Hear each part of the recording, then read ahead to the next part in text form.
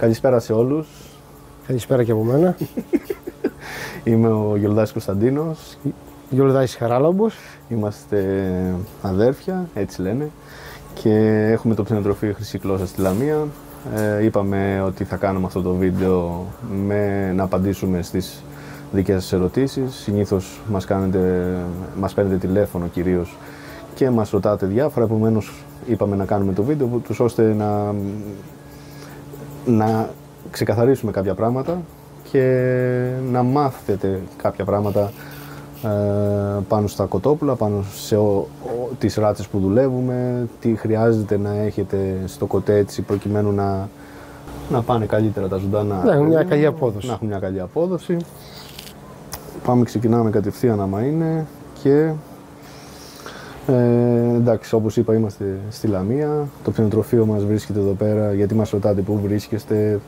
Το κτηνοτροφείο μας ξεκίνησε από τον παππού μας στην ουσία, μετά ήταν ο πατέρας μας και τώρα είμαστε εμείς οι δυο, ας πούμε, που το τρέχουμε. Και μία ερώτηση είναι, επειδή είναι καλοκαίρι, χρειάζεται τώρα λάμπα θέρμανσης τα κοτόπουλα? Τώρα καλοκαίρι όχι, μια απλή λάμπα ή να βλέπουν να τρώνε και να πίνουν, δεν χρειάζεται κάτι άλλο, το χειμώνα.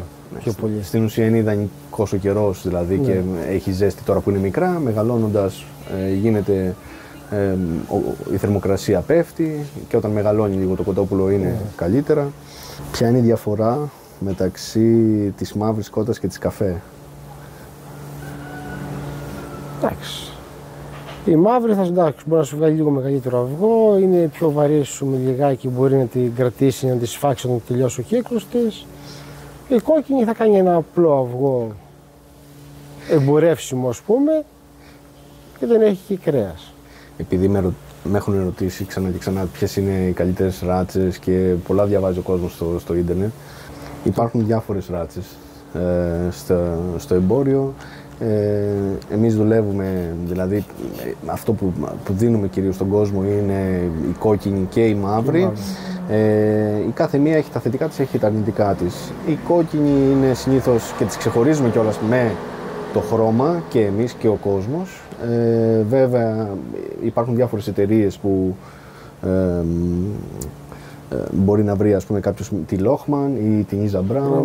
Λίγο πολύ όταν είναι στη δουλειά που κάνουμε και τις δίνουμε στο χωριό για το σπίτι ή για κάποιον να τις έχει στο σπίτι του,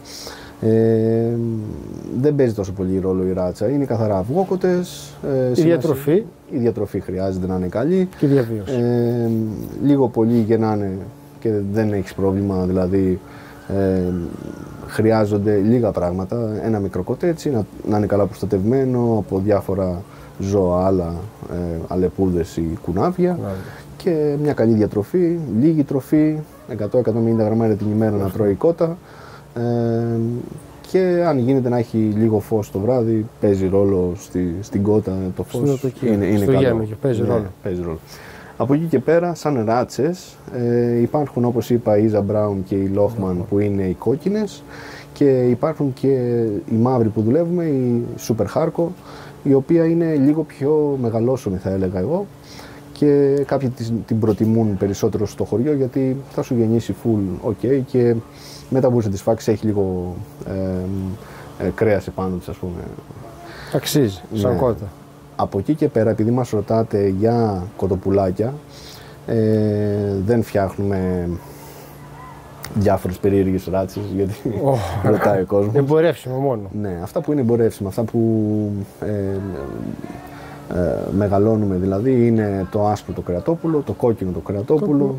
Μέσα υπάρχουν κάποια τα οποία είναι έτσι πετρωτά, τα λέμε εμείς, ας πούμε, τα οποία είναι σαν τα κόκκινα, και μετά υπάρχουν και τα αυγοπαραγωγής που είναι μικρά. Τώρα, η κάθε ράτσα έχει τα θετικά της, έχει τα αρνητικά της. Okay. Το άσπρο είναι αυτό που το βιομηχανικό βρίσκει στο σούπερ μάρκετ ο κόσμος. Θα βρίσκει από το σούπερ μάρκετ, ας πούμε, που παίρνει γρήγορα βάρος. Το κόκκινο και το πετρωτό είναι πιο χωριάτικο. Παραδοσιακό. Ναι, πιο νόστιμο. Ο καθένας έχει τα γούστα του και ό,τι θέλει ο καθένας. Εντάξει. Έχουμε άλλη ερώτηση? Ναι, απλά θεωρώ ότι κάνοντας συζήτηση καλύπτουμε περισσότερες ερωτήσεις. Ωραία. Πάμε στα γαλόπουλα. Τα γαλόπουλα που δουλεύουμε είναι τα άσπρα, τα κρεατόγαλα και κάποιες παρτίδες μπορεί μέσα να έχουν και τα κρεατόγαλα πάλι τα πετρωτά. Ναι. Βαρύσσωμα, όχι ντόπια, έτσι. Αυτά που είναι βαρύσσωμα, ναι. Τα ντόπια μπορούν να τα βρουν, πιστεύω, στο εμπόριο και από αλλού. Άνετα. Ναι. Τα κρεατόγαλα, επειδή μας ρωτάτε, εμείς τα έχουμε φτάσει τα δικά μας, τα έχουμε φτάσει μέχρι 26-27 κιλά για πλάκα. Βγάζει πολύ κρέας εδώ μπροστά από το στήθος, επομένως κερδίζεις πάρα πολύ. Μηδέν λίπος. Ναι, δεν έχει λίπος, είναι φοβερός ακρέας, μας αρέσει πάρα πολύ. Και από εκεί και πέρα θέλει καλή τροφή, σίγουρα όχι υγρασία, να μην τα πιάσει βροχή έξω. Δεν θέλει τρελά πράγματα και ούτε θα φύγει το γαλόπουλο, ειδικά το άσπρο, να φύγει, να κάνει φτερό που λέμε και να πετάξει. Είναι πολύ ήσυχος. Είναι πολύ ήσυχος. Δεν κάνει τίποτα. Αρνάκι που λένε. Ναι. Από εκεί και πέρα σίγουρα θέλει καλή διατροφή, να έχει αρκετή πρωτεΐνη, ούτως ώστε να μπορέσει να πάρει τα κιλά που συζητάμε.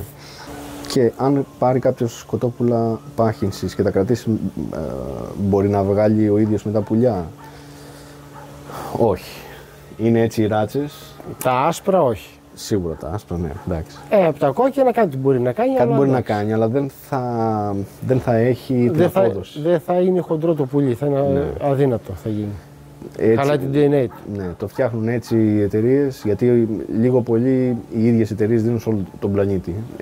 Δηλαδή είναι 3, 4, 5 εταιρείες οι οποίες καθορίζουν τις ράτσες και τις βγάζουν έτσι ούτως ώστε να πρέπει ξανά και ξανά να πάρεις από αυτές τις εταιρείες. Εάν πας να το κάνεις δηλαδή, πίστεψέ με, δεν έχει νόημα. Δεν έχει νόημα. Την πρώτη φορά μπορεί να σου βγει λίγο χοντρό, τη δεύτερη φορά τίποτα. Δεν θα γίνει φτερό στον άνεμο, δεν θα αξίζει. Τώρα, μία ερώτηση που μου κάνουν συχνά είναι τι πρέπει να προσέξουν στο κοτέτσι τους για μικρά πουλάκια. Δηλαδή, καθαριότητα να υπάρχει. Πριν βάλει τα κοτόπουλα μέσα κάποιος, καλά είναι να το έχει καθαρισμένο, δηλαδή να καθαρίσουμε τις παλιές κοτσιλιές, τα παλιά άχυρα, η κοπριά γενικά, την διώχνουμε έξω. Ιδανικά ρίχνουμε νερό. Νερό να καθαριστεί, ασβέστομα, καλό να κάνουν και αυτό τίποτα άλλο, δεν χρειάζεται κάτι άλλο. Φρέσκα χεράκια πάντα να έχουν ή χοντρό πριονίδι. Αν είναι καλοκαίρι το κλείνουμε καλά και αφήνουμε κάπου ψηλά να υπάρχει αερισμός. Αν είναι χειμώνας το κλείνουμε ακόμα καλύτερα, ούτως ώστε να μην κρυώνουν τα πουλιά και μπορεί τότε να χρειάζεται κόκκινη λάμπα ή κάποιον τρόπο να έχουν μια εστία θέρμανσης, ας πούμε. Ή σαν να σπάει την υγρασία και το κρύο. Ναι. Δεν χρειάζεται περισσότερο. Από εκεί και πέρα φαγητό και νερό. Και πάντοτε αυτό είναι πολύ σημαντικό, να διαλέγετε και να παίρνετε κοτόπουλα από ανθρώπους, από εμπόρους, από παραγωγούς, οι οποίοι είναι, είτε τα φτιάχνουν οι ίδιοι οι παραγωγοί, είτε οι έμποροι να είναι σωστοί. Μην σας ξεγελάει κανένας, μην βλέπετε στον δρόμο κάποιον και λέτε «Α, ωραία, να σπάρω». Και αυτό που είπαμε και πριν, κλείστε καλά τα κοτέτσια σας. Δηλαδή, κάθε 3 και λίγο μας παίρνουν τηλέφωνο ο κόσμος και μας λέει ότι ξέρεις κάτι, μπήκε μέσα αλεπού, μου τα. Κάνουν πάρτι αλεπούδες και τα κουνάβια. Ναι. Αν το κουνάβι μπορέσει και βρει μια τρύπα, θα μπει μέσα και μετά θα σου χαλάσει όλες τις κότες. Και είναι κρίμα δηλαδή τα ζωντανά να τα χάνει κατά αυτόν τον τρόπο. Επομένως, κάντε μια καλή προετοιμασία στο κοτέτσι σας πριν βάλετε μέσα ζωντανά. Ωραία, αυτά είχαμε να πούμε. Αν θέλετε και άλλες ερωτήσεις, κάντε κάτω από αυτό το βίντεο ερωτήσεις, να τις απαντήσουμε, να κάνουμε άλλο βίντεο. Ό,τι μπορούμε, να βοηθήσουμε τον κόσμο. Ναι. Και από εκεί και πέρα, κάντε ένα like, subscribe, αν σας άρεσε αυτό το βίντεο. Τα λέμε στο επόμενο.